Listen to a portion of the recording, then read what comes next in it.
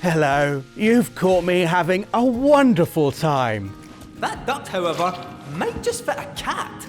Sit tight, I'll have you out in a jiffy. Oh, I wonder what's going to happen now in this bit that will be brilliant in this brilliant game. Curtains.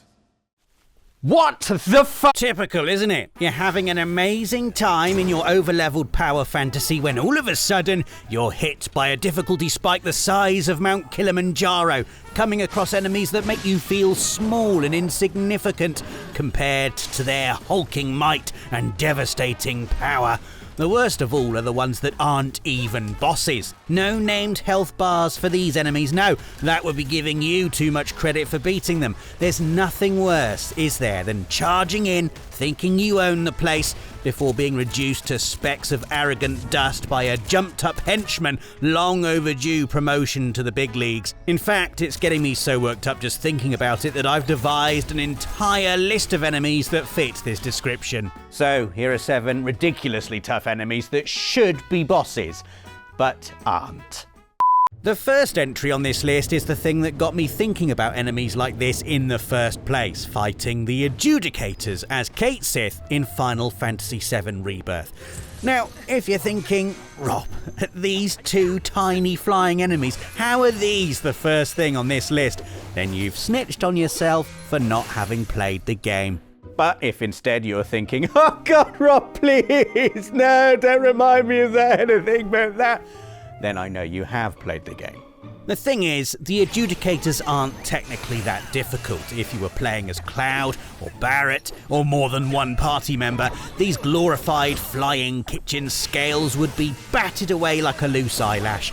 But when you're playing solo as Cait Sith, a heavy-footed cat with a moveset that's like trying to puzzle out a Rubik's Cube while being attacked by flying kitchen scales. Let's just say it makes said kitchen scales feel more like soaring titans of might and justice, ready to burn this Caledonian kitty into cat chowder.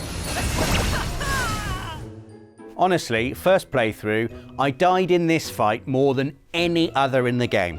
It's pure agony, made even worse by a cat that floats like a hippo and stings like a butterfly. Not quite how I remember that line, but okay. Entry number 2 is Old King Doran from the Demon's Souls remake, an enemy so ridiculously tough that not only should he be a boss, there's an argument for him being crowned the most difficult fight in the entire game. Or so I am reliably informed by my colleagues. Tower Knight, no, still, shut up. For those who don't know, what I've learned by asking Alex is that Old King Doran is an optional boss that guards the Demon Brand, a mythical sword that's required to forge the Northern Regalia for a trophy, as well as being a great weapon for everyday mob cleanup. There's also a chance he'll drop his armor set, which is another great piece of equipment. Just one problem. Old King Doran is unfathomably tough, capable of soaking up all the damage you can throw before spitting it back at you in one-hit kill swipes. Oh, and his second phase turns him from a relatively lumbering tank into one seemingly powered by the engine from an F1 car. Not ideal. He's got a second phase? Are you sure he's not just a boss they forgot to stick a health bar on or something? So notorious is this fight, there are multiple community-developed strategies to kill Old King Doran that don't involve fighting him the old-fashioned way, the most common of which involves leading him away from the mausoleum and getting him to return before stabbing him in the back, then running away again, rinse and repeat until he dies. If you have more patience, you can even lead him to this set of stairs and push him off. I mean, I don't have any patience, but if I ever do make it past the Tower Knight, I will be doing this instead of fighting honourably. I mean, what is the point of fighting honourably if you just die? The third entry on this list of ridiculously tough enemies that should be bosses but aren't goes to the Revenants in Elden Ring. Not to be confused with the Royal Revenant, which is an actual boss. The Revenants are the lesser form of the same creature and are supposed to be easier to kill.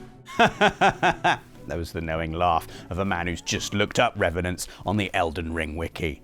What they are instead is teleporting acid-spewing multi-limbed monstrosities that are basically what would happen if Dr. Frankenstein experimented with arachnids instead of humans. If you're not clued in, there's no easy way to deal with these awful things. Face them head on and they'll chain attacks together until you've been pummeled into the ground. Hold them at a distance and they'll gob toxic goo at you. Try to run away and they'll magically appear from the floor in front of you. Still, you can probably take one on if you're fast enough. Just one. To prove that, pop to this alley in Elphiel, seemingly built for the sole purpose of reminding players that the game is not supposed to be an easy ride.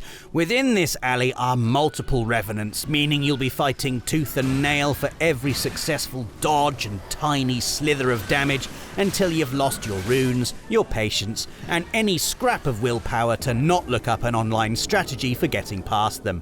You could not live with your own failure. And where did that bring you?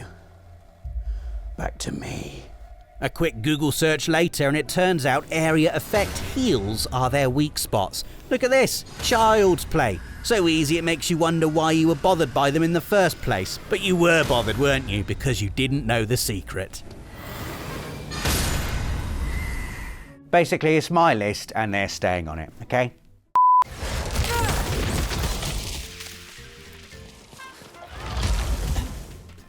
Where's it gone?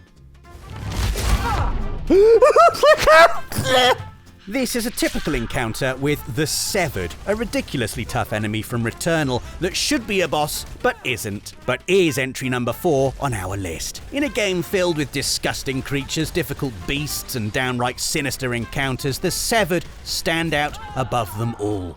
Because they quite literally stand upright. In an area where pretty much every enemy can be summed up as cube with tentacles or insect-looking thing.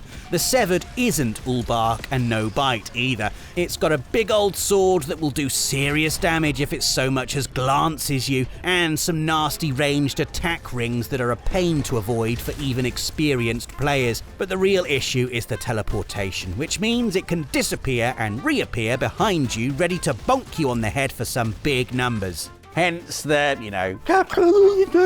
from earlier.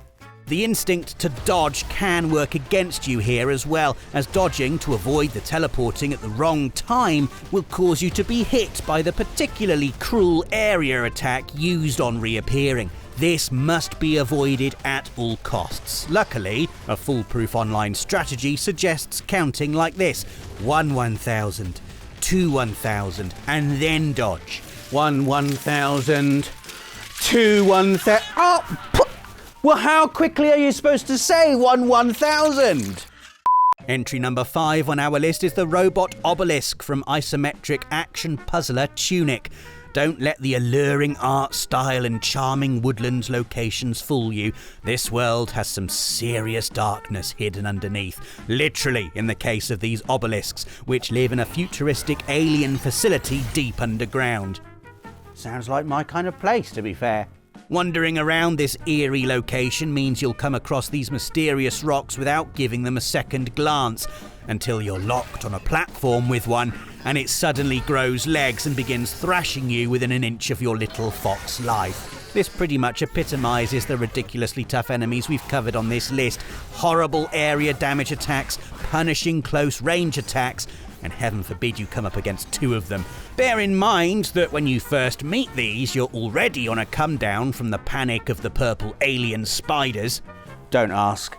Which means you're definitely not in the right headspace to tackle this boss that isn't a boss. They're a nasty piece of work that are far more intimidating than every other enemy in the game, effectively acting as frustrating mini-bosses when you're doing the late game puzzle solving.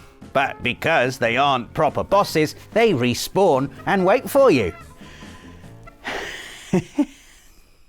Taking the number 6 spot on our list of ridiculously tough enemies that should be bosses but aren't are the Raven Tangu from Japan-inspired Souls-like Neo. The Tangu are a step up from other enemies in the game for all the usual reasons. Area of effect attacks, a brutal staff attack, ranged attacks that either punish you for moving too far away or staying still. But what makes this particular bird so grim is its lack of weakness to any elemental or status effects. Could you just pretend to be bothered by the fire? You'll eventually learn to cope with one Raven Tengu, but facing multiple will have you scrambling about like a desperate worm. There are supposedly a few cheesy moves that can be deployed to help out those afflicted by evil bird flu, but they all involve a level of competency that less confident players, may not possess. It's all well and good saying, just dodge behind their right foot, when I can barely time the flipping dodge properly anyway, let alone aim it to a specific limb. And, as I always say, if at first you don't succeed, try another couple of times and then give up and play something else. The final ridiculously tough enemy that should be a boss but isn't. The final boss, if you will, of this list of not bosses that should be bosses. It's the Banshees from Mass Effect 3, mutated Asari with a distinctive scream that is sure to send chills down the spine of every player who hears it. They are so disliked, in fact, that when we were discussing this list in the office, all of the Mass Effect fans immediately started breathing very heavily into paper bags. Thankfully, the scream acts as a warning to mentally prepare yourself for being stoved in by these abominations. Utilising a teleport jump, a common theme in this list, they can effectively step through walls and cover, leaving you at the mercy of their powerful slam attack. Oh, and they can also grab you to perform a spike-flavoured insta-kill, so you have to watch out for that as well.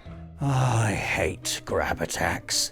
The Banshees come in other flavours too, such as spicy ranged attack, sweet and smoky shield, and cooling crouch, which is incredibly misleading because it precludes an area of effect attack that leaves you staggered. And I really hate staggering attacks. Yes, the Banshees are perhaps the worst offender on this list for the horrible tricks up their sleeves that would make most actual bosses jealous. I don't like them at all. And judging by the number of angry Reddit posts, no one else does either. Well, that's it for this updated roundup of 7 ridiculously tough enemies that should be bosses but aren't. Make sure you give us a like if you've enjoyed this video, let us know in the comments if you can think of any other examples, and don't forget to subscribe and hit the notification button to keep up to date on all PlayStation Access videos, including another one like this at the same time next Friday. Thanks for watching, we'll see you again soon. PlayStation